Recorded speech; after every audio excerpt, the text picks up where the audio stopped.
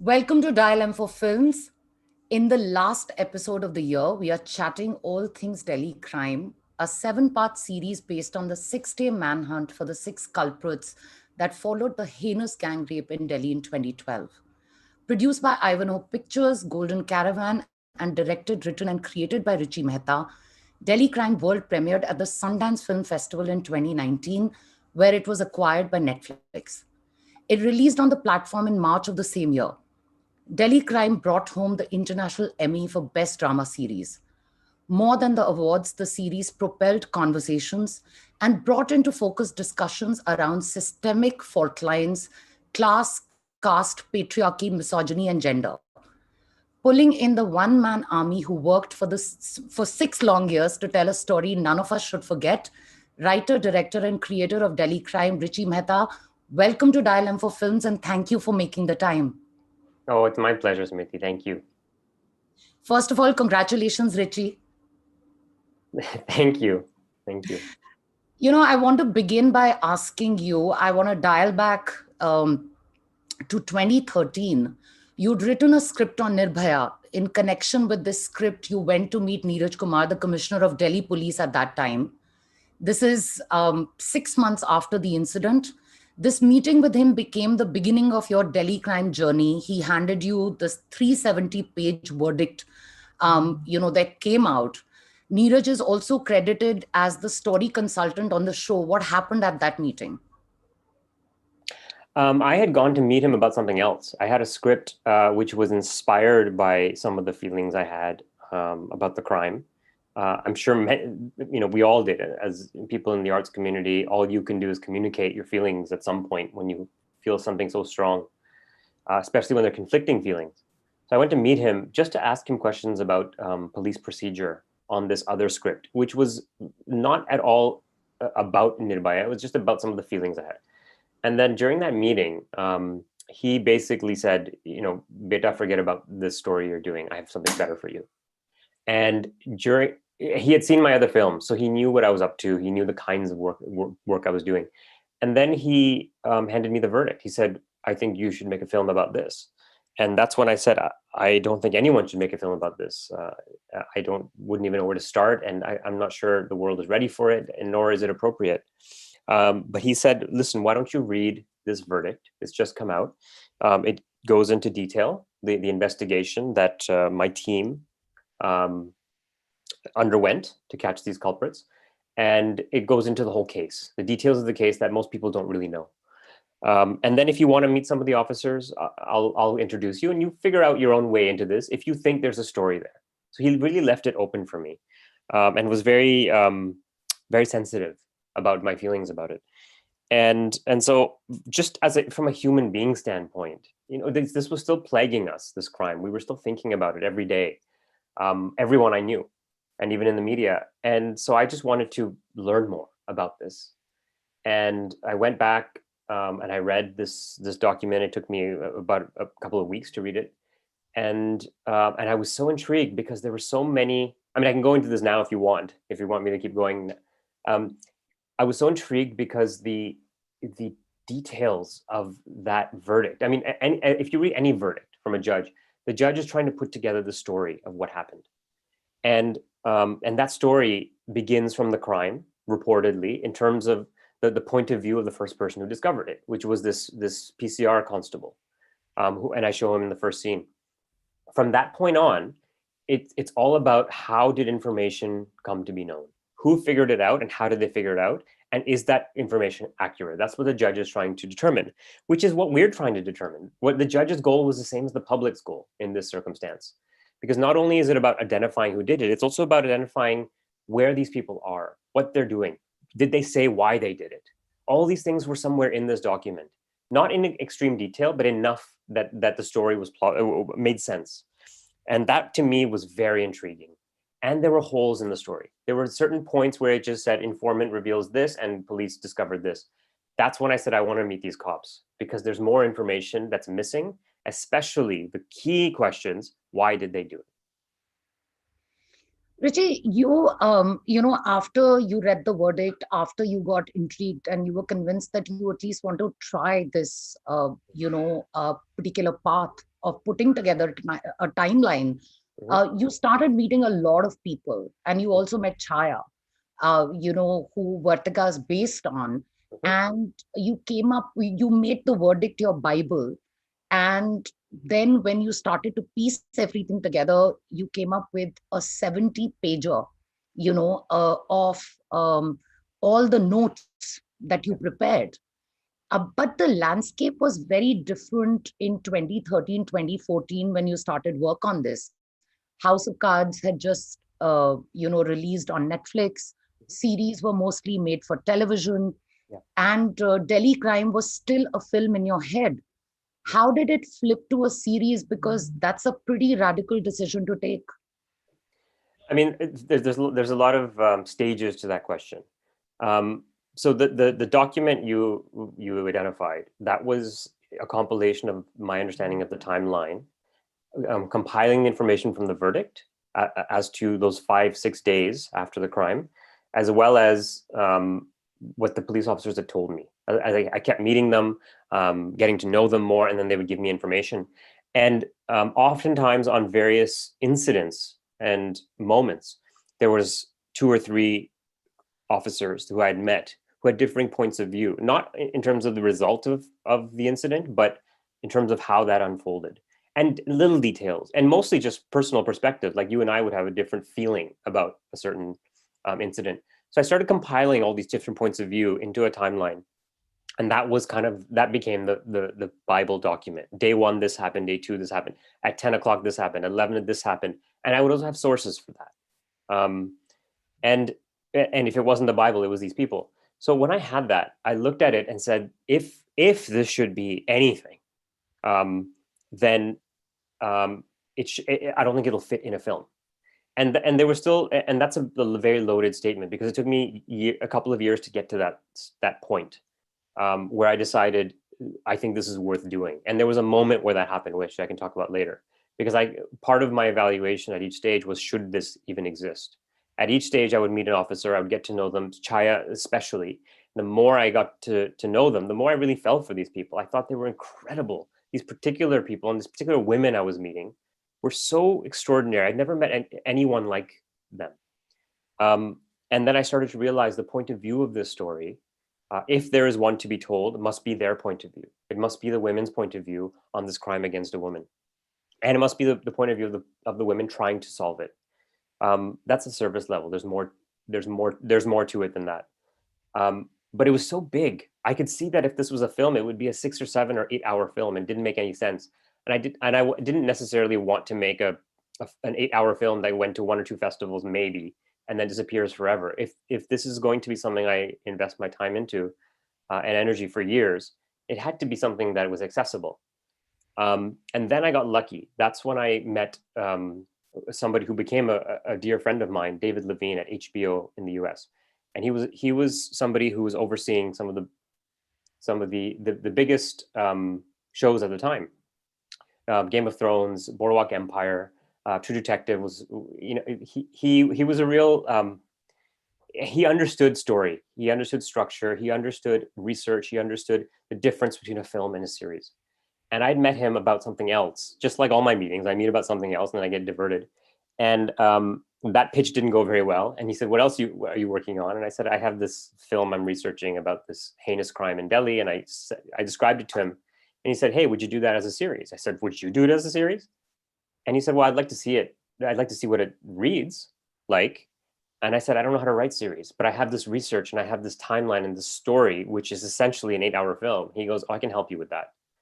And so I started writing it out as a series, my first attempt, and I would just send him versions of it, and he would just give me a couple of pointers, just a couple of things, a couple of notes, and say, "This is what you're trying to do, but I think this is the better take on this in terms of a story structure." And he just opened my mind up to what we were capable of doing in the series space before it was happening in a global level.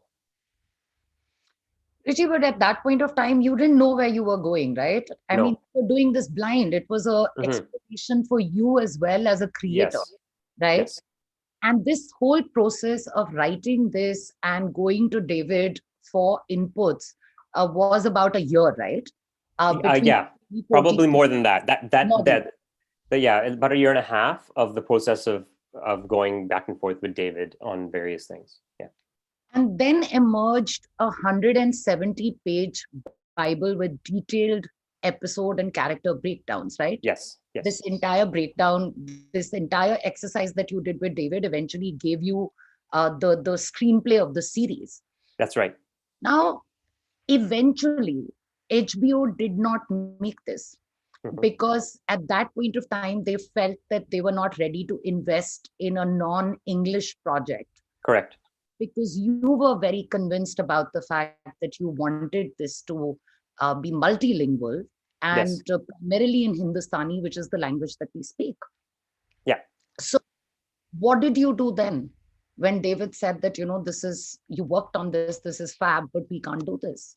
I sent it to my agents in Los Angeles, and they read it and they thought it was worth pursuing.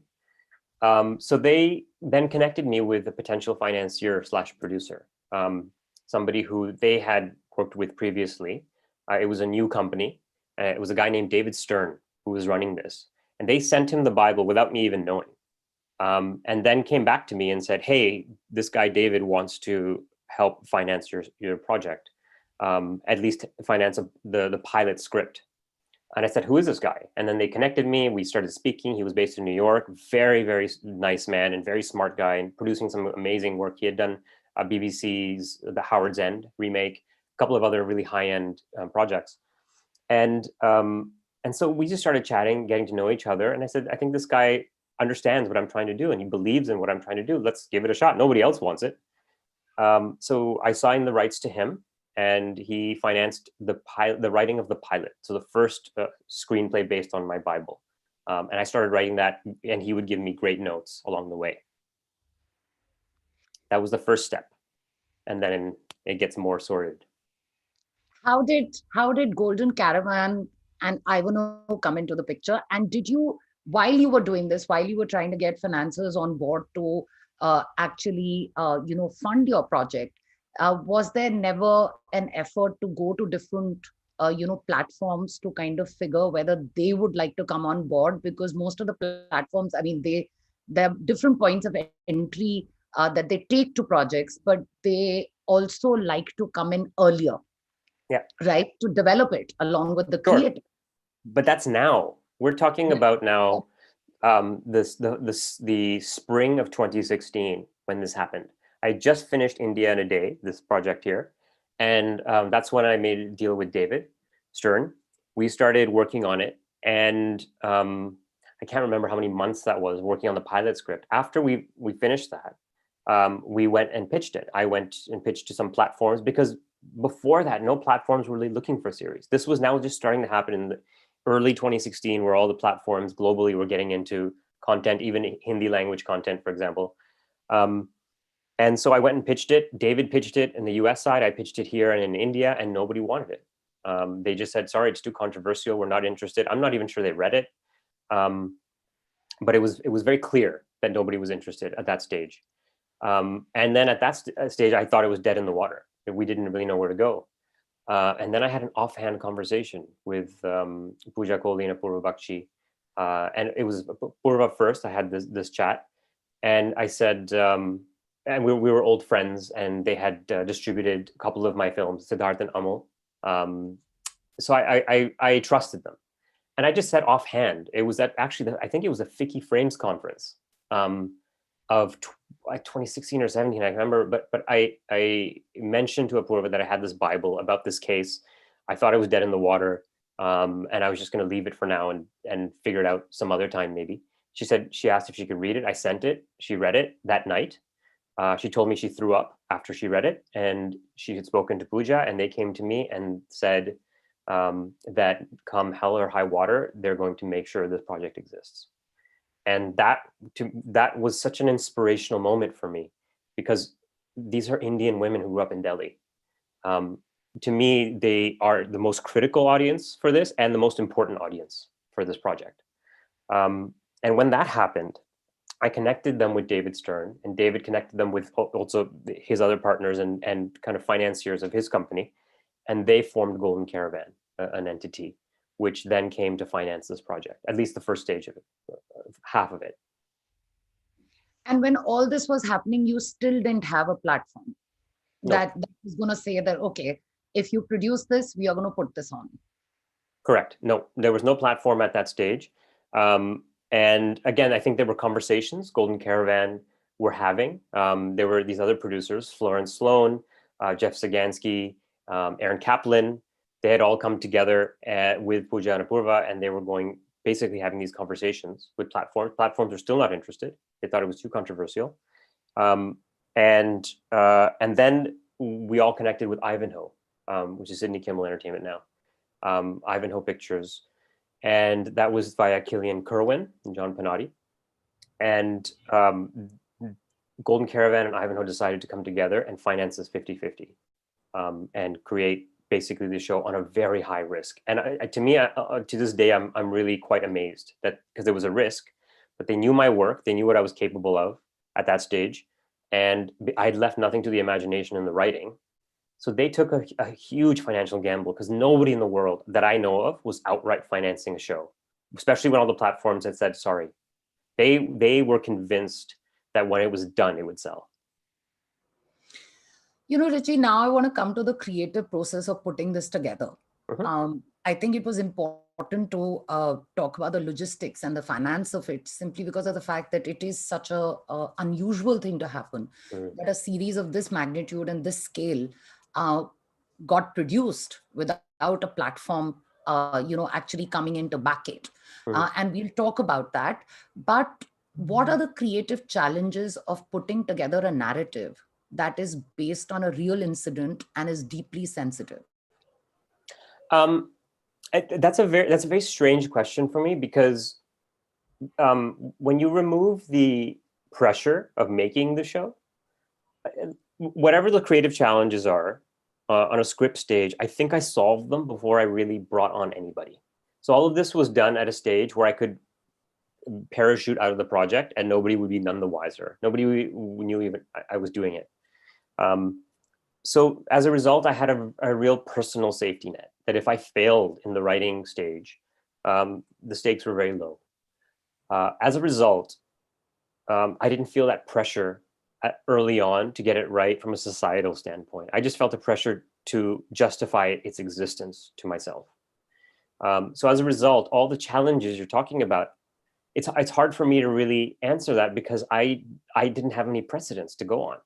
There were a handful of shows that I'd ever seen based on real stories, but because this is still such a very deep cut that was so recent. And to me, I mean, I almost equate it as a 9/11 of India. I mean, obviously, there's 26/11. There's all these events. This was a civil crime. I have this line in the film. This was not an act of international terrorism. This was a civil crime that the entire world noticed, because nobody had ever heard anything like this. It changed India, and it changed everyone's perception of India.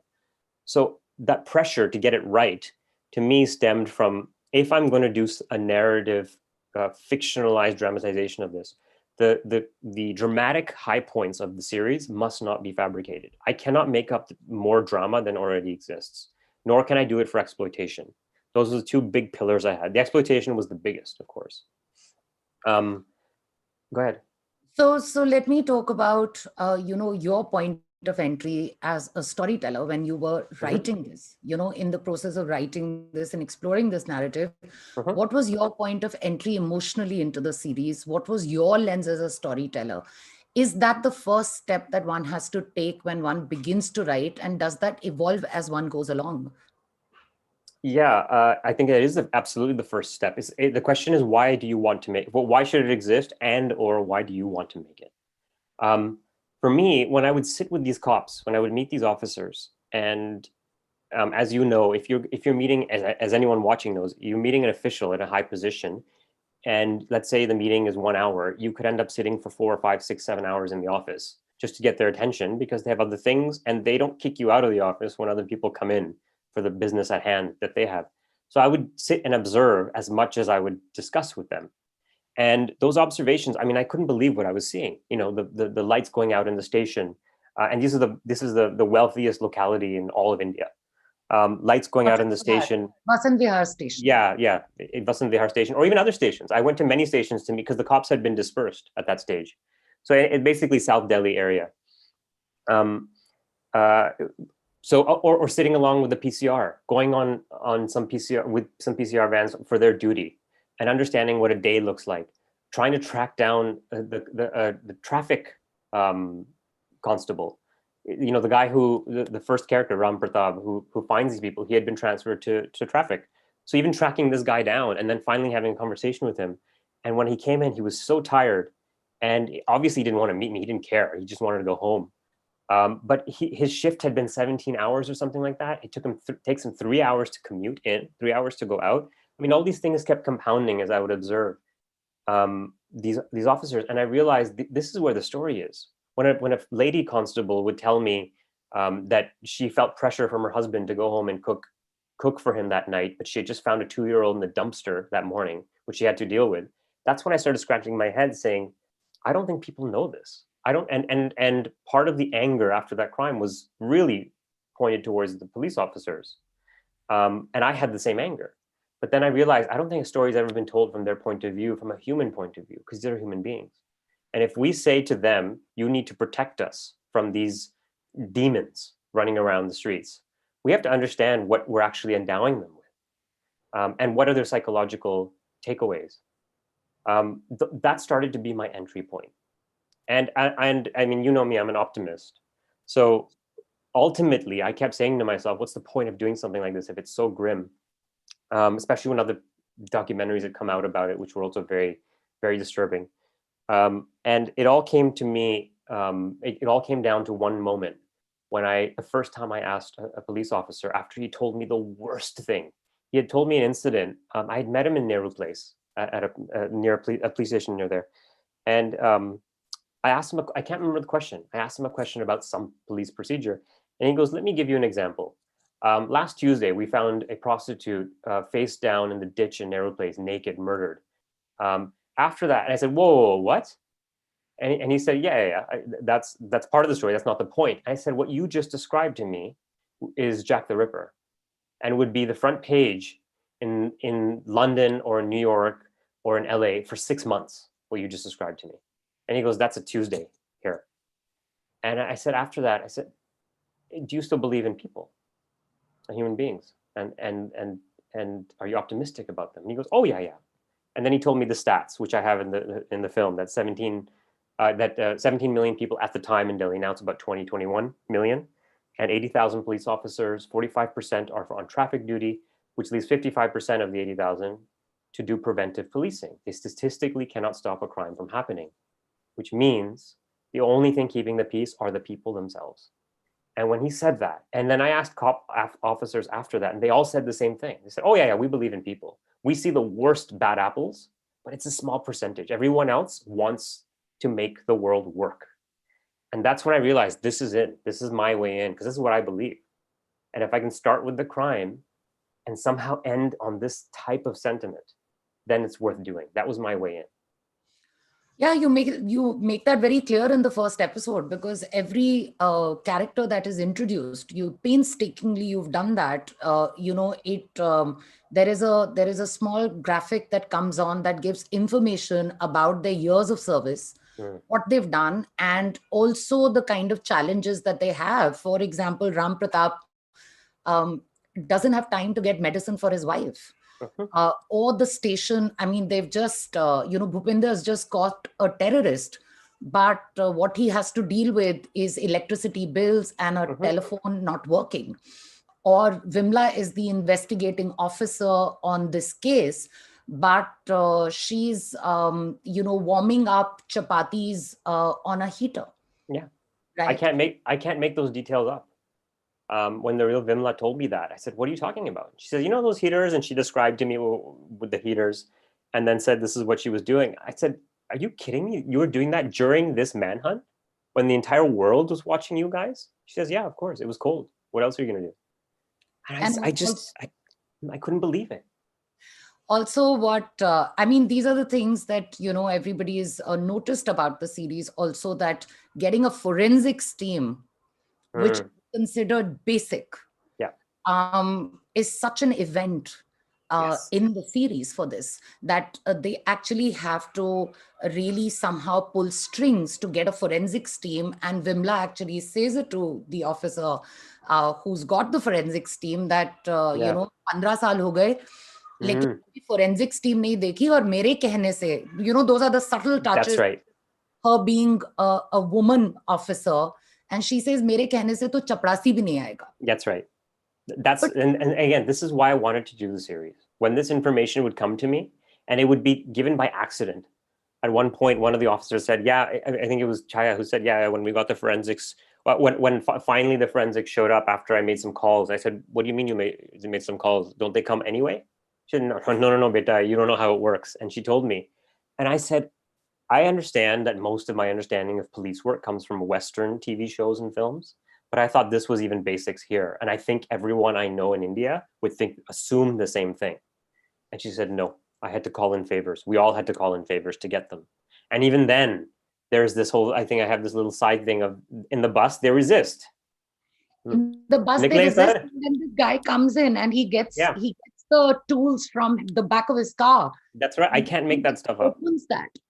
He Yeah, actually opens that with a screwdriver, yeah, and finds the key evidence, and they get to know that Jessing is the guy. They've caught the right person, and that becomes their first confession point, in the series. But Richie, exactly. I have to be the devil's advocate here, and I need to ask you this, because this is also one of the criticisms of the series that came in, that we know there are massive gaps, there are massive logistical gaps, and the police force is supposed to run a marathon with their hands and feet tied. But in a country where police brutality and overreach is also very real, how did you keep the balance? So look, I was fully aware of the narrative that already exists in the media, and obviously justified for so many reasons. Um, I That's why I was so adamant about sticking to truthful pillars in this. I would never purport to represent the police force, the Delhi police, IPS in any way. All I can say is that these 12 to 15 officers who I showcase in this show for this week pertaining to this case, I can vouch for them. I can vouch for their motivations and for how difficult it was and what they tried to do. That's what I can vouch for. Beyond that's the problem I have. I have a problem with fictionalized renderings of police force. I have a problem with takes in the media which are exploitative, both sides of it, whether they show as superheroes or not. In this particular case, I thought it was really important that this act as a counter narrative to what's already out there. You've already said it. I'm not there to represent all of the police. I'm just talking about this particular case, and that came to me in one incident when I think it was what police? Oshiwara police. No, not Oshiwara. That's Bombay. God, what police station was it? Okla police station. I was sitting with one of the officers involved in this, who had been transferred there, and we were chatting. And I asked him again about some of the lady officers under his command, and he said he called one of his lady officers in, and she was very thin, she looked gaunt, and he started questioning her in front of me, very simple questions of, Betty, what did you eat today? And she was like, yeah, I had a little bit. Where, how long did it take you to get here? She explained her commuting route. um, and he said, what time are you leaving? And she said late at night she was leaving, and then she left. And he looked at me and said, do you think if some crazy scumbag enters this station violently, she's going to stop him? She's the first person sitting there in the lobby. Do you think she's going to stop him? I said, there's no way. He goes, this is the police force we have. She has the best of intentions, but that's the people we have. And these are the lady officers we have. That's when I realized this counter narrative needs to come out, that they're really struggling. And the basis for corruption, as I did more research in the New York and London police departments earlier, I mean, mass corruption, which happened in the 70s, 60s, 50s, or even in the 19th century, were based on the fact that they didn't have enough resources. So they had every incentive to be corrupt. Richie, I also want to ask you, I'll get to the characters in a bit, that what are the things one has to be careful of when creating material based on real incidents involving real people, right? Mm. Does one get legal counsel on board? And is there a legal factual vetting process that the screenplay goes through from the start? Yes, exactly. In fact, that was one of our stumbling blocks before we went into production, um, which was, I mean, in the process in the West, it's called errors and omissions insurance, where you need to be insured once a project is finished. That and that insurance, all that does is cover you for legal reasons. If somebody does come out and sue you and say this is, you've slandered me or whatever, made things up. Um, and so we did not go into production until we had errors and omissions insurance on the script, which is a rare thing. Normally, you do it at the end of the project. And I would not, because we wouldn't get covered. There was controversy and there were so many facts. So part of that process is, for me as a writer, is being meticulous in my annotations. Every single point that I talk about that, as I said, is dramatic. And there were things I obviously had to fabricate dramatically, but those are in between moments. I call it the frog DNA, which is a Jurassic Park reference, if anyone gets it, just to fill in the gene sequencing gaps that we couldn't find in the mosquito blood. But those are never greater. Those are never crazier or more far-fetched than the reality. So within that, my annotations were very detailed, and there was even a team that Purvat set me up with to help me verify some of those annotations. And then we got a legal team to vet all of that. And once we were cleared, and by the way, I have to say, Neeraj Kumar was amazing about this. That he also verified some of the really controversial points, and helped us, backed us up on that. And once I had that, then I felt comfortable that I could go forward with this and represent dramatically, fictionally. That brings me to the characters. If I can request the team to pull up the crack team slide, the crack team that Vartika puts together. Um, Richie, how many of these people are real and how many of them are amalgamations? Did you create any one of these? Or, did you have to kind of merge two characters that you met in real life? If you could just take us through this. Bhupinder, Niti, Subhash, Jairaj, Rakesh, Vimla. What I'm going to do very briefly is I'm going to all I'll say is that would the real my assumption is the real officers, would they be able to see themselves in these individuals? How's that? I'll do the reverse of it. I believe the real officer would see himself in Bhupinder. I believe the real officer would see herself in Niti, and Vimla. The real officer would see herself in Vimla. And then Rakesh, Subhash, and Jairaj are amalgamations of either 2 or 3 officers. That's where things started getting really abundant. But then also there were elements, for example, in Niti, there's the personal relationship that she has is not at all the real person I'm thinking about right now. That was somebody else. That was based on another female officer who had a really rough go in a relationship, and it became news, and because she was a police officer. And that was something that I just wanted to plant in case I continued on with the show, but I wasn't sure. But that was a completely different thread from a different person. And then there was elements, for example, in Vimla, which transferred to other female characters. So sometimes I would just move things about, but I couldn't make up the stuff. I could amalgamate. Also, I did an episode with the writers, the writing room of Patal Lok, and spoke about the relationship between, I don't know whether you've seen the series or not, but spoke about the relationship between Hathiram and Ansari, which is Jaideep's character and Ishwak Singh's character. And one of the relationship between Bhupinder and Vartika, I mean, the series came before Patal Lok, really reminded me of the tenderness and the deep faith that two people working together can have in each other, and how empowering that is. Is this something that you built in? Because this is one relationship that brings in some amount of tenderness through the entire, we are dealing with very dark material, and like you Yeah. said, you didn't need any fabricated dramatic highs in this because they're all there. Yeah. Right. The Correct. material is so.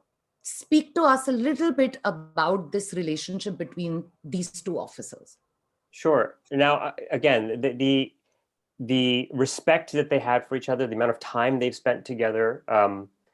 To be honest, to this day, I've never met them in the same room together. I've spent so much time with them individually, um, and heard about the other people from their point of views. The amount of times the real Bhupinder would tell me about Chaya and what he felt about her in terms of the respect, as a colleague, as a human being, and vice versa.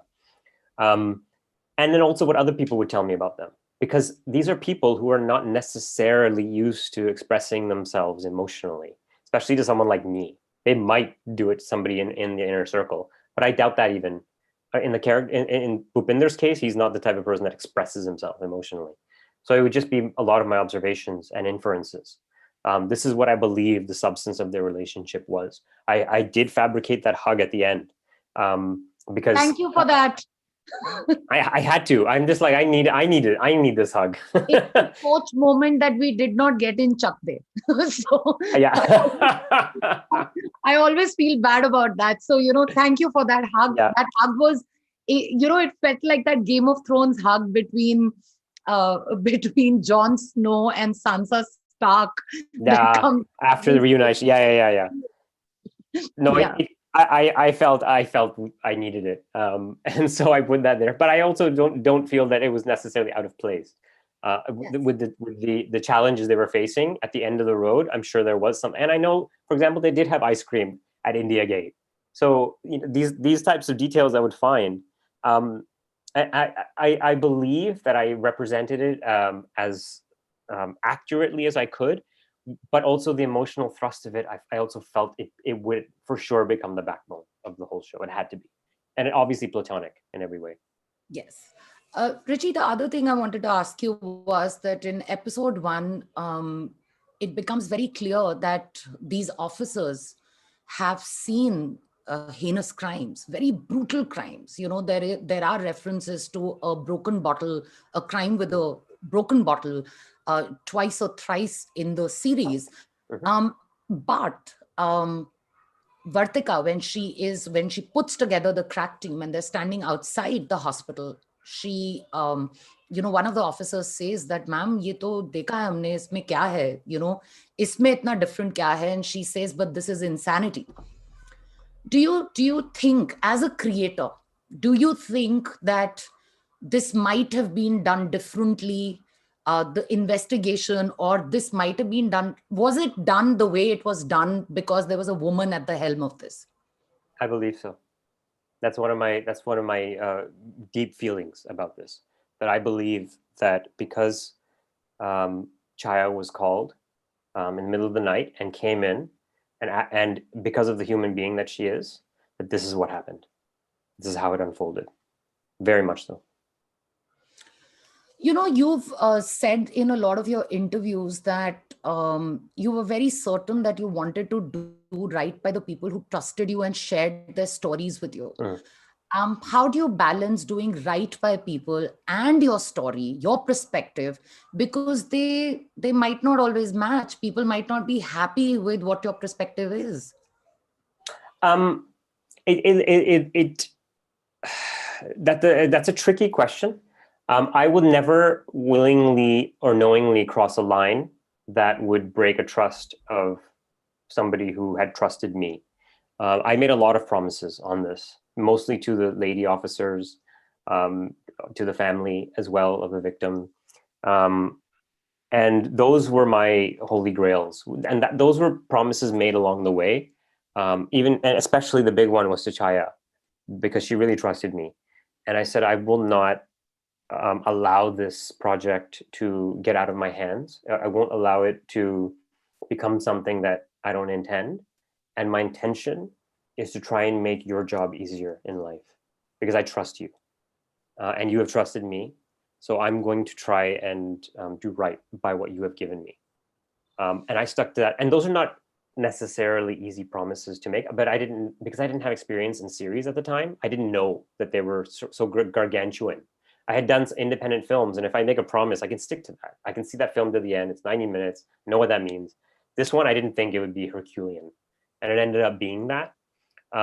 If some people get upset along the way, um, I'm sticking to the promises I made, and I to this day I stay by that.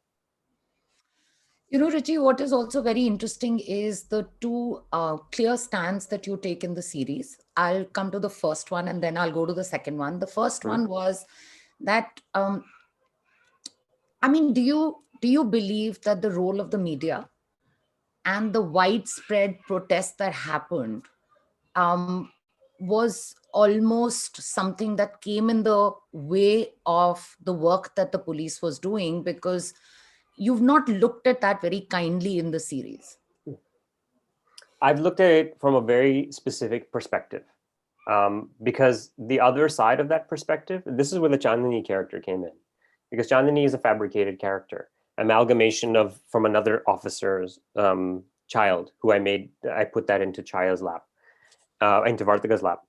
But to me it was very important to have her to represent people in Delhi, young women in Delhi, and also represent some of my experience, just from a point of view of attending the rallies and the protests. And then sometimes it got out of hand, but she wasn't necessarily there for violent reasons. And I thought that was really important to show that point of view. She gets a lot of screen time for that reason. What you said, I thought it was really important to represent the counter narrative, because the rest of the narrative we all know. Everyone watching this show who presses play knows what those protests were, and I'm not trying to discredit that or discount that. There's validity in that. In fact, I was a part of it, so I believe it. And if it happened today, I would probably be part of it again. I do believe that. Is there any reason to get violent? No, I don't believe that. That's just my nature.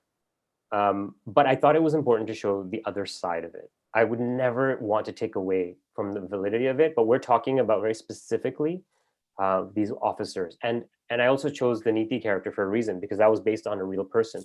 And I didn't, the choice I made to even show that point of view came when I spoke to this real officer, this woman, and she told me she was by the bedside of the victim, spending a day and night at the hospital, helping the best she could as a human being and an officer. And then she was called to India Gate to the frontline duties when they got violent, because they put lady officers out front to try and discourage mostly the aggressive males. And she would say she went out there and she had just become an officer to protect and serve the people in her mind. And she would go out there and be forced to face this onslaught of aggression of people saying, "You haven't done enough for her. What have you done for her?" And she would say, in my mind, I'm sitting there 24/7. I can't even talk about what I'm doing. I'm trying to help this woman. And now I have to beat your head in, literally. And you're the people I promised to protect. And then I would go back, take a rickshaw, go back to the hospital straight and cry in the bathroom. And she would tell me these things. And I would say, oh my God, I don't know if it's right, but your point of view is authentic. And that's what I want to show, because it's real. And you're as vulnerable as any of us. So I took that stance. But again, I believe this show doesn't sit in a vacuum. I believe it sits alongside everything that everyone is bringing, the baggage everyone's bringing to it. And the second thing was the credibility of the boyfriend. Of her character's boyfriend. Yes, Yeah. of Deepika. You've called the Oh, girl yes. Deepika in the series, Yes, yes. and Akash's credibility, Yeah. because that comes under, that is foggy, and you have very clearly also stuck to that narrative. Again, I went on based on what I was told by officers, and those opinions were in many cases of their own, and I was very specific about stating that these are opinions of the officers, and at the same time, he was a trauma victim, and I went out of my way to state that I don't know what I would do in that circumstance. We can all take this stance right now and say this is what I would do, this is what I would do, but you really don't know. Did he do the interview? Yes. Did it potentially compromise the case in court? Yes. All these things were true, and these were completely verified publicly. So the key for me and the crux for me is, if I've chosen to take these officers and these lady officers and the Vartika point of view, and she told me one of the great moments in her life of heartbreak was when this happened. I can't shy away from that, because I'm trying to show her point of view so I can help her. That's part of my promise. But he's a human being like anyone else, and it's not easy. Richie, tell me something. When you're dealing with, you know, a subject matter that is so distressing, and it is so difficult, and it's very, I mean, despite the fact that you don't show the crime, actually it's very BP inducing to watch the series. It's Mm, a terrific series, but it's not an easy watch. You mm. know, it makes you think. um I'm thinking about you and your team. How did you keep your sanity? How did you keep it together? And especially you, because you've been living with this material without anyone for at Mm. least, 4 of those 6 years.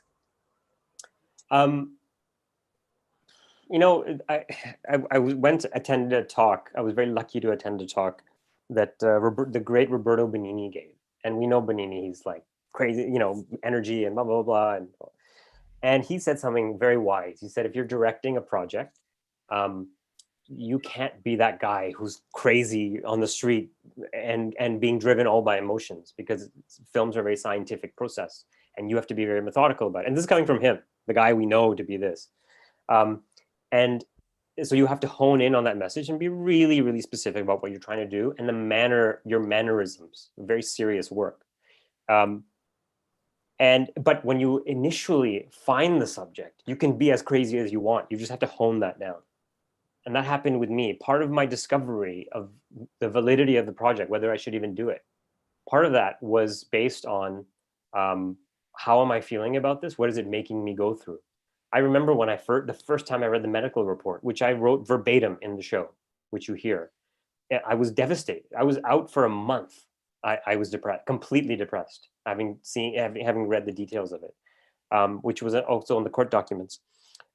It really, really devastated me. And that's also when I was saying, what's the point? Why would I want people to go through this? Who the hell would want to go through this? Who wants to read these reports or hear them?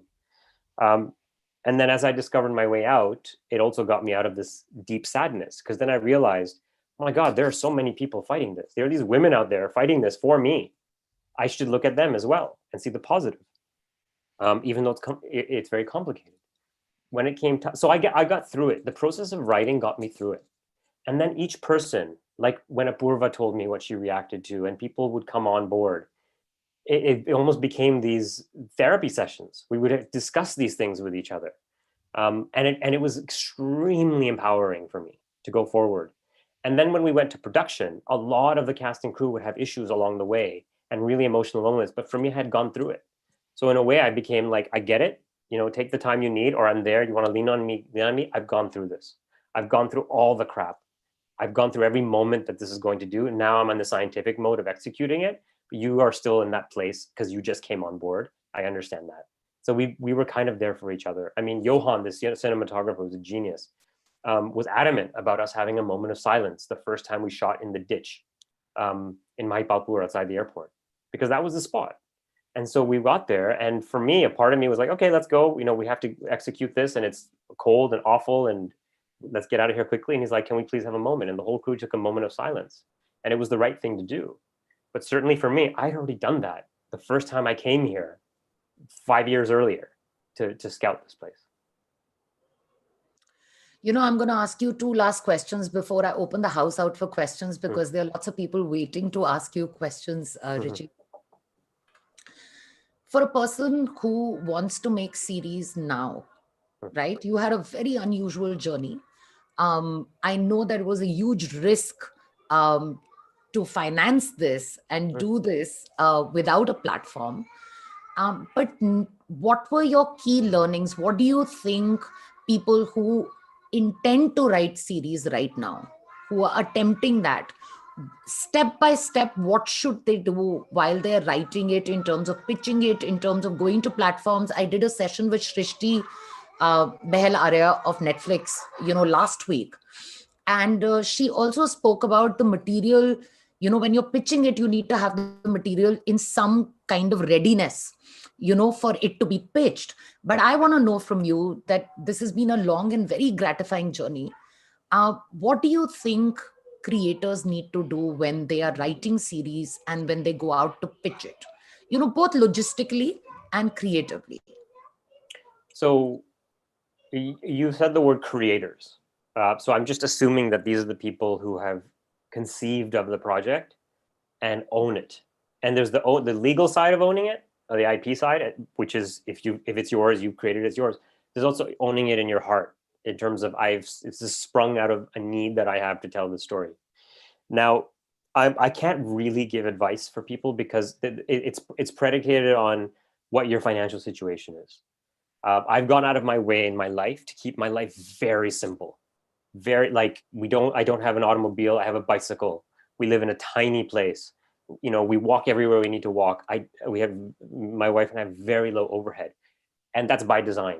That's designed because that's a life rule. The less expenses you have, the more freedom you have in life. The less you have to say yes to things.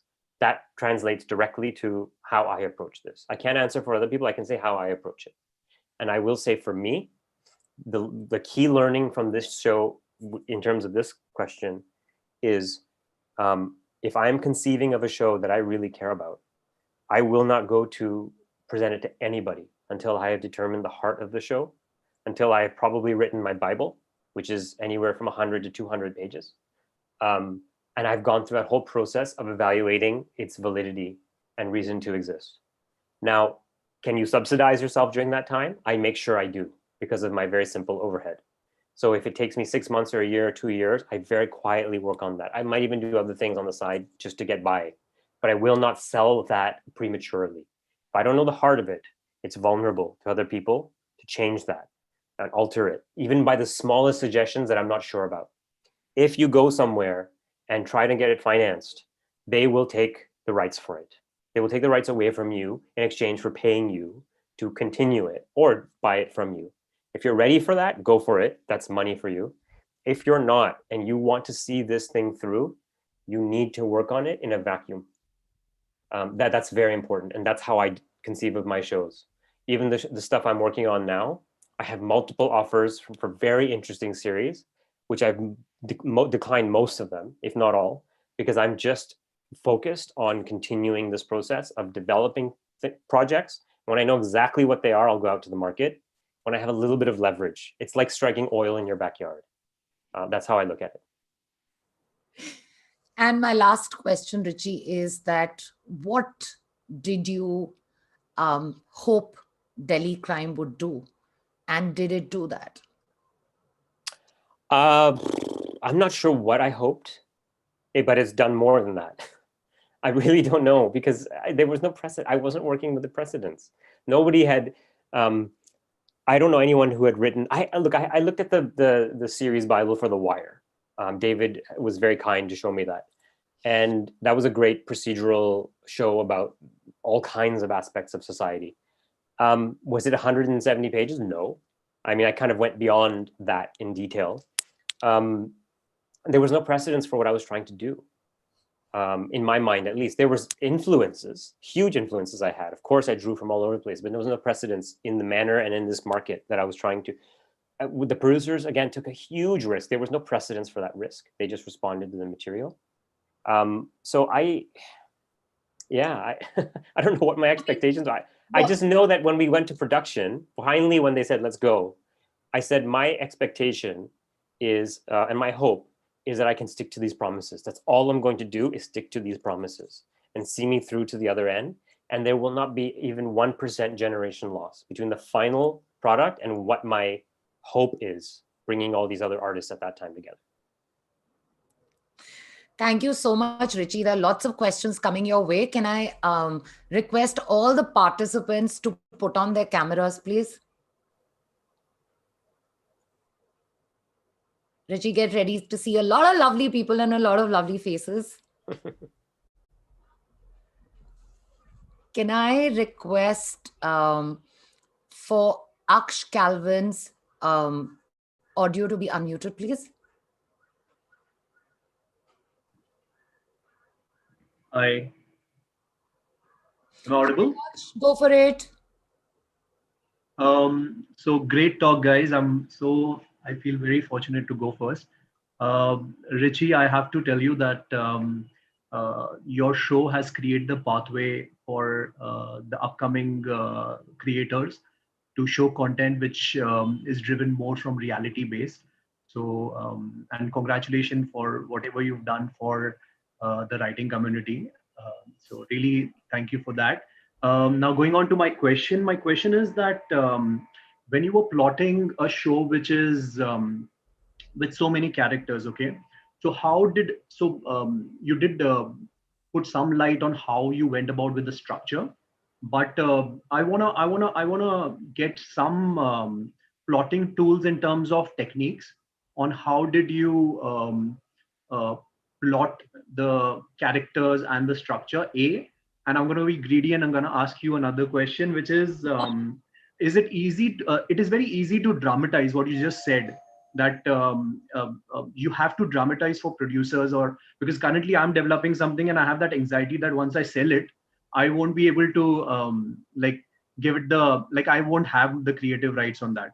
So how do you stop yourself? Where do you stop yourself from dramatizing something, and where do you not stop yourself from dramatizing for story purpose? Is these two questions. Um, so the second question, from my point of view, is again, I'm motivated by those promises that I make, and they could be promises to yourself. So, for example, I'm working on a show right now which is based on somebody who's not alive anymore.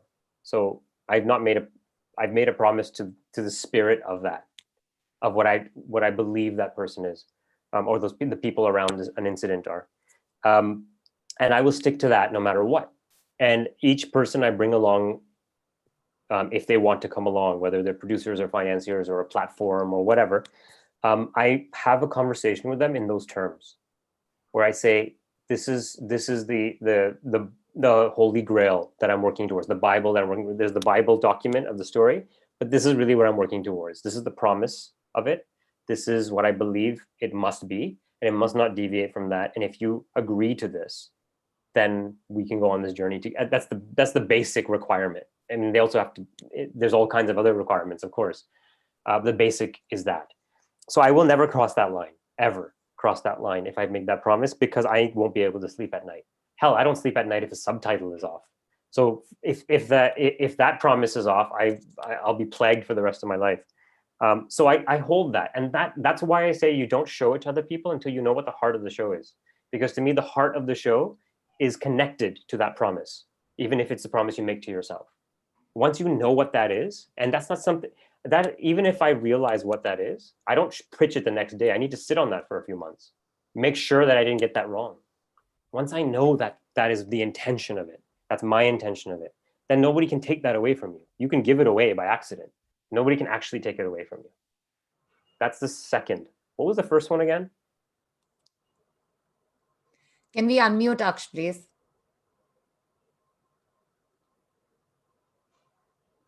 Yeah, thank you. That makes sense, and something which was in my mind as well. So you just said it, and it could totally make sense. The first question was that when dealing with so many characters, and how did you, like, you did mention how you went about with the structure, but any specific tools in terms of how do you go with structure and techniques? Okay. Yeah, this actually, I'll be honest, it was pretty easy on Delhi Crime, in regards to this, because, for example, I would sit with these officers. You have to put in time. Either you put in the time on the writing or in the research, or both. There's X amount of time required to get it right. And in this particular situation, I put in more time on the research, less on the writing. It all balanced out. It was still time I put into it.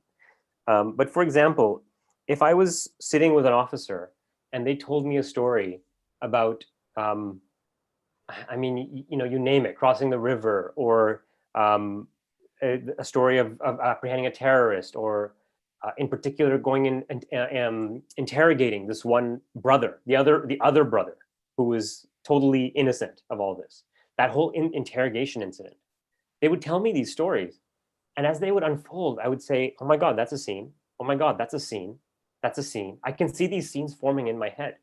And I was so sure that they were interesting, dramatic scenes. And I was also sure that where they sat on this line of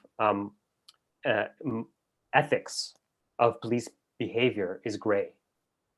I knew it sat somewhere there, but it was a gray area. And that was very important to me, because I didn't want to, as Smriti we had talked about earlier, I wasn't actually saying what they're doing is right or wrong. That's not for me to say.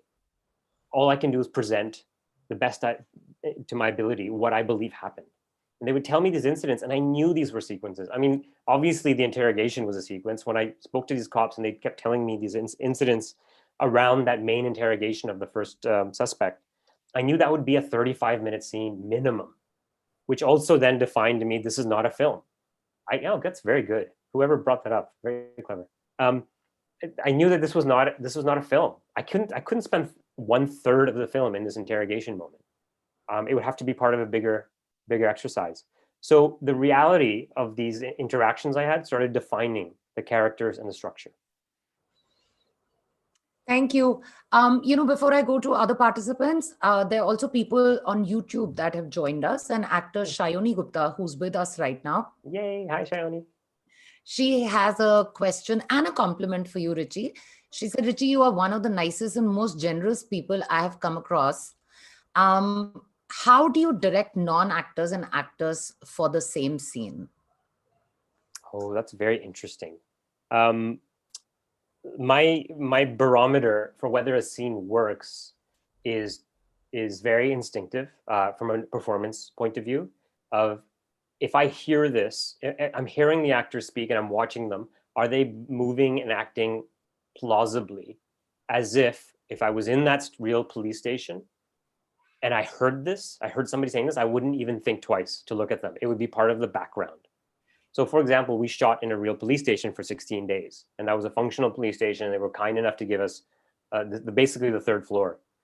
And so as we were moving around and doing things, cops would come in and out of our shot, and sometimes in and out of the corridor, because they didn't necessarily know we were shooting. We were so low impact in terms of how we shot. So sometimes we'd be shooting, going down a corridor, and another cop would just walk by, and that cop was actually just doing his or her work, and didn't necessarily think what we were doing was out of the ordinary. So as I would look at those as indications, and the amount of time I spent in that environment, in reality, I would just listen and watch. Are these people acting in a way that's plausible, whether it's an actor or a non-actor? And most of the people we worked with were actors. In fact, there were very few non-actors. Even the ones who I would think you would assume are non-actors are in fact actors, because they knew what to do. And that's the other key, is if you're going to cast anybody, I try and cast them from that environment. They know those. Half the people we knew police officers, new constables, new police stations. So they knew also the behavior of it. It's very instinctive. It's like when it's off, it's nails on a chalkboard to me. And that's when I start to recalibrate. Thank you. Thank you. And thank you for the compliment, Shayoni. I reciprocate completely. Can we unmute Mansi Sharma, please?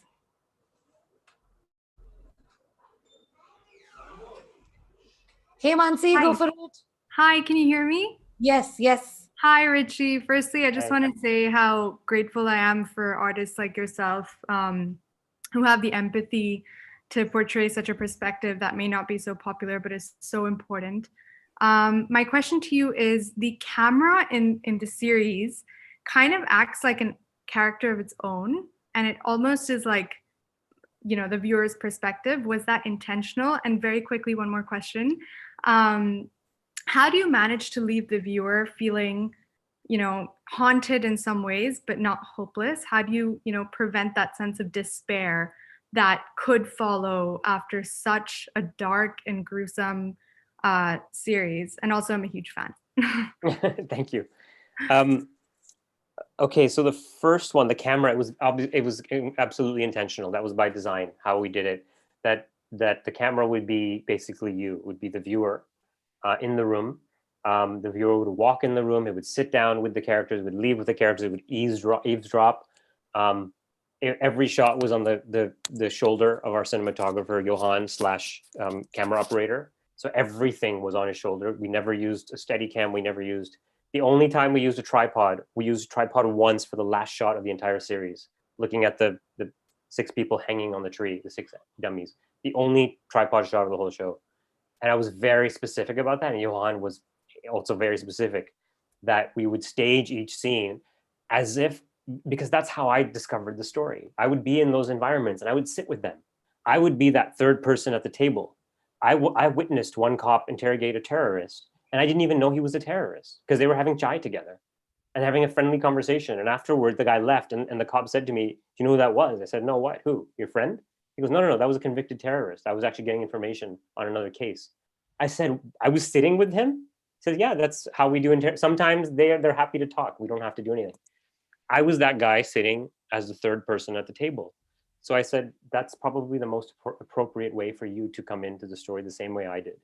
And that relates to the second answer as well, was that there was no point in doing this series if you felt despair from beginning to end. I can't stand shows and movies that do that because there's no point. We know the world is shitty. Sorry, we know the world is shitty, but the terrifying aspect of this show existed before you press play. You knew what you were getting into. I didn't need to emphasize, I didn't need to show it. What I needed to do was work against it. And that's also what I believe in personally as a human being. That was what the discovery was. And it's obviously it's a gray area. I wanted the last shot to be those dummies because that's what I saw on New Year's Eve of December 2012. I was walking through India Gate with some friends. In fact, I was walking with Rajesh Telung, who plays Bhupinder, and Akash Dahiya, who plays Niti's love interest. Three of us were walking, and we saw that. And it was so haunting because we didn't know where we sat on the spectrum of judgment on that image. And that's where I knew the audience obviously stood as well. So I wanted to end on that point where you're not really sure where you sit. And also, the most important aspect of dramatic structuring of the show was each scene in and of itself was about people generally trying to do the right thing. That's what each scene was about. So if you say to me, what is this show about? I'm not going to say it's about a gang rape. I'm not going to say it's about the most horrifying thing you've ever heard of or seen. I'm going to say each individual scene is about people trying to do the right thing. And I think that starts to impact you as a viewer. You start to feel that after some time. You're not surrounded by dread in the show. That's the river that runs underneath the whole thing, underground of darkness. I'm not showing it. I'm showing the stuff above ground where everyone's trying to do the right thing. Thank you. Richie, I had forgotten to ask you this. I want to ask you this before I go to everyone. And guys, I'm going to come to everyone. Just be patient. Everyone's question is going to be answered because Richie is a really generous person. Shayoni's also said it. We know this. He's going to answer everyone's question and give us that time. But Richie, you had actually written 8 episodes. Yes. And shot 8 episodes. Yes, and edited 8 episodes. There are 8 episodes out there. And then along the way, one of them got collapsed in the edit. In the process of editing, we lost one. You collapsed 1 and 2, right? Generally, we collapse 1 and 2, yeah, together. So there's lots of scenes from 1 and 2 which are on the cutting room floor because literally, but most of 2 was gutted. In fact, yeah, it was, and that's also part of the advantage that we had, that we were independently financed, because the brief I got from the producers was make this the best you can make it, which it's very rare that the business and the creative happen to coincide, because I was trying to make it the best it could be, and the business said if it's the best it can be, we can sell it. So along the way in the edit, we found that there was real drag in the second episode. And we thought it was really important to get to this interrogation as soon as possible because it was like the big mountain of the show. The sooner we get there, the sooner we can kind of liberate emotionally and then go with it. And that was supposed to be the end of episode 3 when they start the interrogation, whereas now it's the end of episode 2. So we have 1 episode is completely gone, and I'm so grateful that we had the producers we did to have the freedom we did. Because if I'd gotten that show commissioned at the script stage, and a platform paid for 8 episodes, they would say, no matter what, you are delivering 8 episodes. And the show wouldn't be what it was as a result. So we were very lucky. Lovely. Can we unmute Shivani, please? Oh, and I have to say that's also Beverly, our editor, who's it's another stage of writing. We're talking about writing. And she's so good. She challenges me so much. And that's really important, that you have an editor that does not just do what you say, but really bust your balls. She was amazing. Hi, Richie. Shivani, go for it. Yep. Hi, Shivani. Hi. Actually, Smriti's question is a great segue into my question. I wanted to ask you, since you made a show based on an actual event, where the end was already known and the facts and the details were already in print and everybody was watching it on the news. And really speaking, your show was actually recreating something that all of us were already conversant with and had already seen, sometimes multiple times over. So what were the challenges involved in creating and sustaining interest and the thrill and the drama in a series that was based on generally publicly known events that everybody was conversant with? And did you find that you've answered some of the second question in part, but I just wanted you to expound a little bit more on it. Did you find that you had to take a lot of creative license with the story and the characters, or did you stay true to all of them, even when you were merging and amalgamating characters? Like, did you only stick to things that actually happened, or did you fictionalize as you went along and take creative liberty? There's a lot of answer there. There's a lot of answering to do here. So I'll try and be as brief as I can. So again, as I said before, I used the frog DNA analogy, if you're familiar with Jurassic Park, to fill in those gaps. But the frog DNA, we're not, in Jurassic Park, they used it to create dinosaurs. So they didn't create frogs. So what I did was minuscule detailing and usually stuff in the personal stories, in terms of my fictionalization, the liberties I took. Like I said, I would take 2 or 3 characters, combine it into one. One character did tell me I always ask the real people, what did you do that day on Sunday, December 16, 2012, before this happened? Because most of their lives changed after they discovered the crime. So I said, what was your life before that? The same way, what was your life before 26/11 or before 9/11? Your understanding of the world slightly altered. And this one cop did tell me that he was trying to get his daughter married. And I said, how did that go? That's dramatic. Personally, he says, oh no, as soon as they found out I was with the Delhi police, they called it off. I said, what do you mean? They said, oh, nobody wants to be associated with us. They assume that we're corrupt. And I've spent my whole life never taking a penny, never taking a corrupt penny. And it was a point of pride for me. And I never realized that for that reason, I would inhibit my daughter's potential. I never realized that would happen. That's what I was thinking about that day. And again, to answer Aksh's question, I'm like, well, that's a scene. That's easy. These things just started forming themselves. And you said the word thrill. You used the word thrill. How did I create that thrill on what people know? So first of all, the things that people didn't know were what I just told you, their personal stories and their emotional understanding of what is happening. There was no media about what's happening in these cops' minds and hearts. And that's what I was getting to know. This whole statistic that they believe in human beings, that they're not out in the world espousing this to people, nor is any newspaper covering it. What I wanted to talk about was that these people, especially these women, are in effect psychologists. They're at the front lines dealing with these horrible human beings doing the worst acts, and they've spent so much time thinking about it. We need to know what's in their hearts and minds. That's the basis of this show. That's not in the news. That's the case becomes a framework, a skeleton to get to know these people. And then the thrilling side of it is all the tricks of dramatic trade, of editing, of music, of when you create your cliffhangers. That's all filmmaking 101.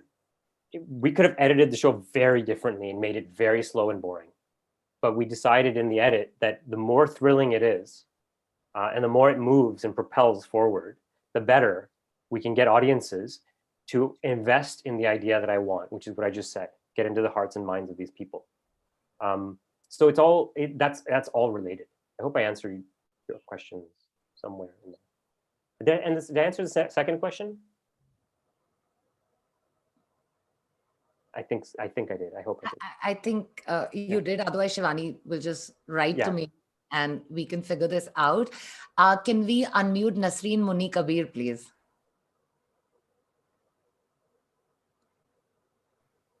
Hi. Hey, Nasreen, so good to have you back. Hi, Nasreen. So good to see you. Hi.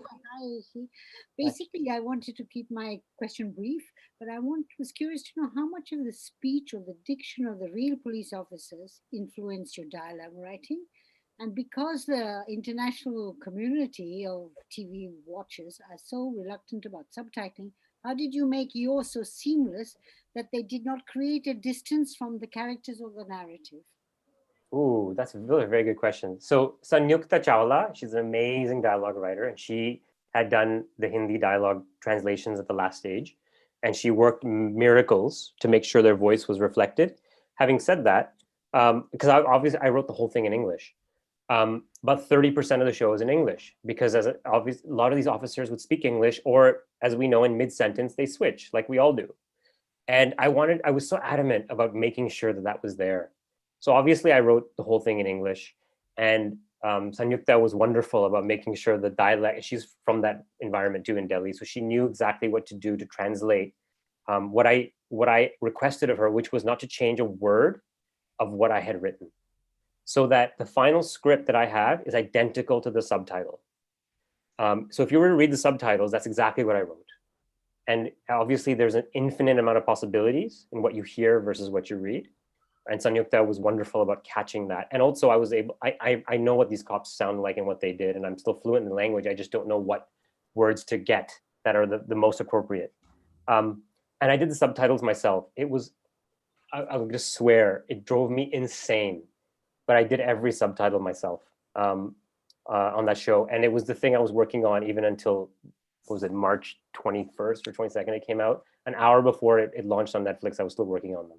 Because I really believe strongly that it's part of the direction of the viewer's eye. And I know you know this because you've done them so much, that you're directing the viewer's eye in the frame. So anyone who's not speaking Hindustani, who's watching this around the world, their eye is going to be doing this on the frame.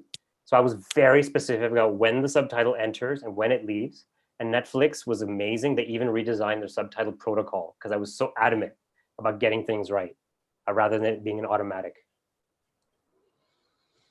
Thank you, Nasreen. Can we unmute Swaratmika Mishra, please?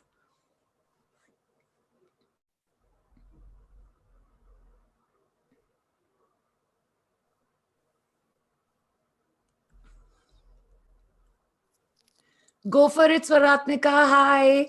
Hi. Hi, Richie. Can you hear me? Yeah, hi. Yeah, hi. Let me first congratulate you. In fact, when you were doing your first one, Pooja and all had, called me for it, but I was busy. And I just lost my parents, so I couldn't do it. Then I was called for your second one. I was doing another series for Netflix, so we couldn't do it. So the third one, I'm advocating myself. Great. Okay. Okay. See, my question to you was that, of course, while not only watching it, and as the others have said it, it's a very gruesome story, and to be told, and for us, even as women, to watch it, it was quite a take. I mean, a roller coaster, tear roller coaster. But I like the narrative take you've taken, not only from the cop's perspective and the new angle which you gave it. I think that the speed and the pace which you gave it, I felt like as if I was the viewer, as you said, that I was right there, and I was in that time frame of between the nights and the coming days and stuff like that. I wanted to ask you that you've done this so successfully from this cops, which also takes a lot of energy out of you, and you can get into the depression, and that, as you said, what propels you to do it again, to tell another story of that kind, of that gruesome, and give us another perspective, I mean, what propels you as a creator, because it really sucks you out of a lot of energy. So that was really my question to you. Yeah, I mean, I'm not doing it again. That's why, because it took too much out of me. I'm not proceeding on season 2. I'm just an executive producer, because it took the life from me to do this. And I think I left a piece of my life in it. And so until I can regenerate that, I can't do it again, which is why I've just been writing and researching, which is my favorite part of the whole process, other projects. And there's a lot of grimness in those projects, but what I'm getting out of it is feeding me at this stage in my life. And it's talking about things I want to talk about. I could not go back into another heinous crime for years. I mean, one of the stories I'm working on is elephant poaching, which is so horrendous. At the same time, there's so many wonderful people around that world as well. But that's why I take time. Otherwise, I would already have a film that's done, or a series, a new one that's done. This came almost 2 years ago, and I don't have anything done since then. I've just been writing like mad. But I didn't have the energy right away to go into something else. It just drained me. That's also the difference between industrial work. If you're working just, we know filmmakers who make a film a year or every 9 months, or make two series a year. I can't do that. I can make very few things, and I just have to keep working to make them as special and personal to me as possible. Thank you. I'm going to take the last three questions now from Shrestha, Sanyukta, and Rachita. I'll start with Shrestha. Can we please unmute her? Sorry.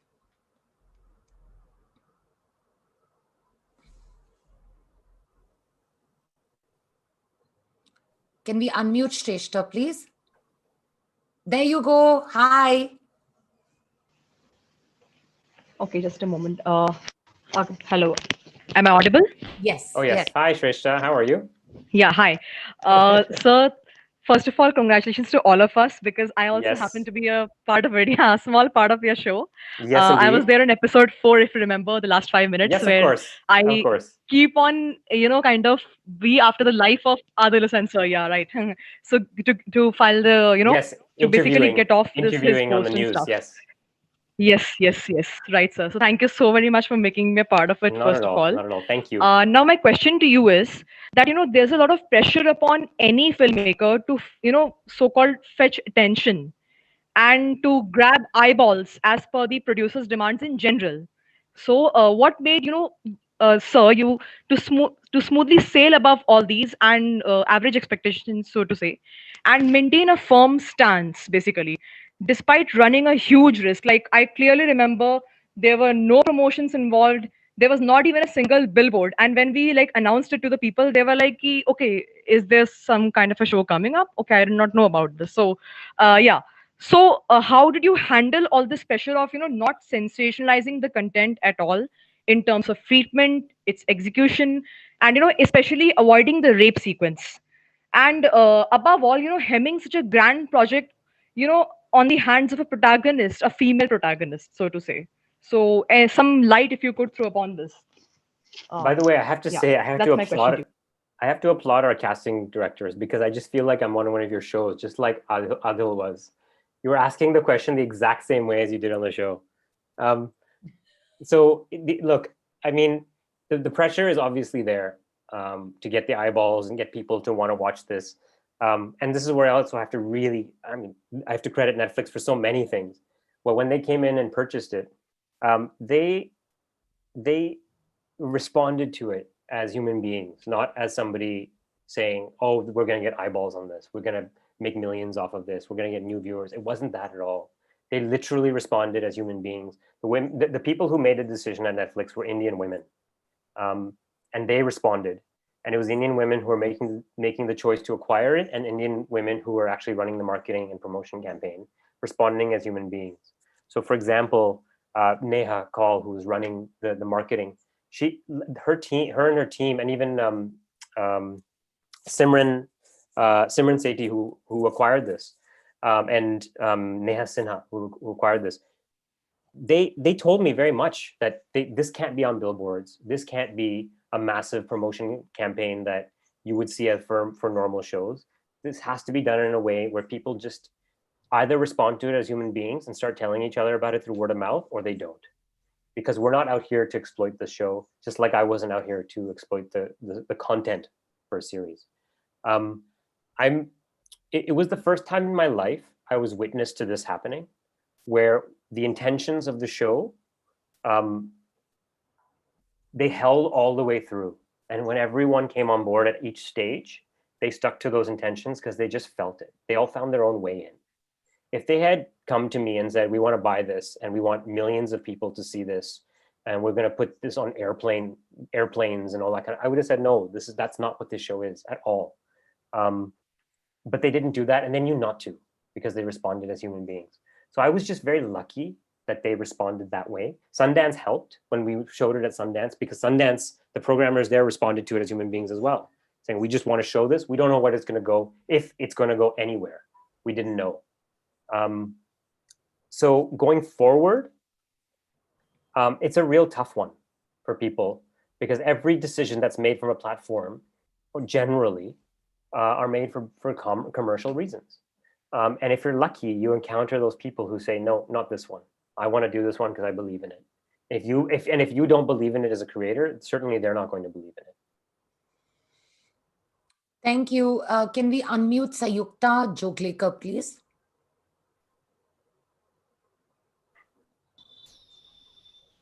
Hi, I just had one question. What kind of depth did the current protagonist offer with the storyline? And was there a different protagonist alternatively imagined for the entire series?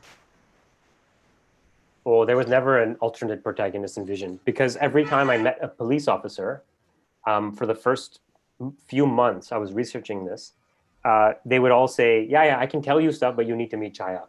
No, fine, I can tell you whatever, but you need to meet Chaya. Everyone kept saying I need to meet Chaya. And finally, I was lucky enough to meet her, and I realized why all roads led to her, because she was the real hero behind this. And when I got to know her and understand everything that was in her head, I mean, forget about the verdict, 370 pages. She had thousands and thousands of pages of things in her head. She knew everything about this and everything about everybody. So I knew that this was the way in. It had to be the way in. I don't think there's any version of this story that exists with a male protagonist. In fact, I think that's offensive. It's offensive to everything I believe in. Thank you.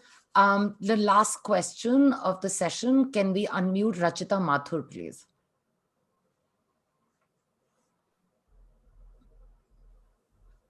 Go for it, Rachita. Thank you. Hi, Richie. First of all, many congratulations, and you really made India proud. And yeah, it's a big achievement. My question to you, because I'm myself writing a web series, I just wanted to ask you, first of all, with Delhi Crime, it was already a known, case, the Nirbhaya case, and we all knew that, this happened, and it was a very much, a case in the newspapers for a very long time. But what happens when you're pitching a fictional story in which you really believe in, and you are in that process of pitching, and is it the passion with which you really feel for your subject, or is it the finances, creative judgment which comes into play?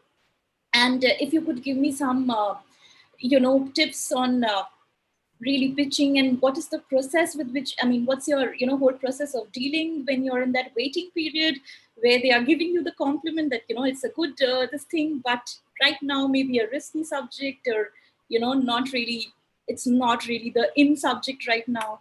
So could you give your, your inputs on this? Sure. Look, I went to film school in Toronto, where I was born and raised, and it was a 1-year program. And the first month of a 1-year program, all we did was pitching. Every day, all day, we just studied pitching. And then at the end of that month, we had to pitch our ideas for a short film. And half of the class got to make their short films if they were accepted by the panel, and the other half would have to work on the other people's films. So the stakes were high, because it would determine the nature of your education for the rest of your life in film, if you got the pitch right or wrong. So the art of pitching, I wish I had more time to go into it. It's an art, and it's taken me a long time to figure it out. However, I do know that at this stage, the more you know the project and the more you talk about it. I talk about my stuff all the time to people in my life. I talk about them either to my family or to my friends or relatives or at a party. I talk about it to people who don't care. And I try and see when their eyes glaze over. And after the 100th time I tell somebody, if my eyes are starting to glaze over, there's a problem, because I'm getting bored of the sound of my own voice talking about this project. If I don't get bored of it, then there's something there that's so intrinsic to who I am and what I want to talk about. I'm not bored about it. And I start to hone that pitch over time, because they can be the elevator pitch, the 20-second version, the 45-second version, the 1-hour version. But the key to me, whether it's real or fictional or what, is it relevant? If it's relevant in some way, and you can discuss that relevance, you can claim that relevance, it doesn't matter if it's real or not. Most of my original stuff wasn't real. I made a film, Siddharth, which is based on a 10-minute conversation on a rickshawala with a rickshawala. Nobody can ever verify the veracity of that conversation. They're taking my word for it. But everything about that film rings true, I think, to people who watch it, because it was truthful, because it came from a truthful place, and it's relevant. So I don't think it matters, as long as you find that relevance. And that's the most important aspect. Again, that's what I kept trying to figure out with this. What is the relevant side of this? this is not the definitive telling of the Nirbhaya case. There's a whole other story to be told about her and her family and what happened before. And there were variations. A lot of people would come to me saying, no, you should spend 2 episodes with her family beforehand. I said, that's not the take. My take is about this woman, Chaya, and about this superhero in our midst, who is just a woman walking down the street. That's the take. It's a very specific take. It could have been the beer bottle crime. It could have been any other crime, actually. But it was about this person. So to me, it's find the relevance and keep talking about your project amongst people who have nothing to do with the film industry. Okay, can we unmute Rachita? Yeah, I think that's been really helpful. Thank you. Just another quick, this thing is that how do you deal with in that interim when there are... Oh, yes. The interim. That's a word for all the writers. No. That's an easy one. Basically, the interim is very... that's an easy one. Yeah, the purgatory of waiting for an answer. You just assume the answer is no and carry on. That's what I always do. So there is no purgatory in my life. And like I ran out of avenues on Delhi Crime when I was pitching it and everyone said no. And I was amazed when they would say no, because I would talk to them and ask them questions often and they would say, no, we read it and we don't think that this is in it or this is in it. And I'm like, that's on page 30 and that's on page 50. Did you read it? And I don't think they really did. But the fact is, I always assumed the answer is no. Leave a meeting, pat myself on the back. I did the best I could, and then carry on as if it never happened. And I'm always coming up with backup plans. And if I run out of avenues, then I work on my other projects. I always have 3 or 4 going at the same time. And then at some point, if that project is going to find its way, and it's going to find its way if I really want it to, I'll have that conversation with that Apurva at some point at a party and find that person who says, I'm going to make this. It'll happen. You've got to stick with it. And always make the assumption that the answer is no, but who cares? Fine if one person said no, they're not going to stop me. They're not going to stop you. I tell myself this: if I wanted to break into your apartment, Rachita, your flat, and steal something that's valuable to you, and that's all I want to do, there's no way you can stop me. If that's the only goal I have, I'll spend the next 2 or 3 years figuring it out, and then I'll do it. You can't stop me. If I can do that, and you can't stop me, then I can certainly make a series. Wow, that's a really different way of looking at it. But Rachita, I also want to suggest catch the Sudhanshu Sarya Dial M for Film session that we did. That is completely on pitching and how do you prepare yourself till the time that you're commissioned or somebody says yes to your project. So catch it. I want to thank everyone, and I want to thank Richie for giving us so much time. Richie, thank you for doing this, and congratulations again. You've made us really proud. What an amazing series. And this is the last session of Dial M for this year, but we are going to come up with 52 more sessions in 2021. I want to wish everyone a very happy new year. Thank you so much for plugging in, and have a great time, guys. Thank you, Smriti. Richie, thank you again. Everyone. Thank you.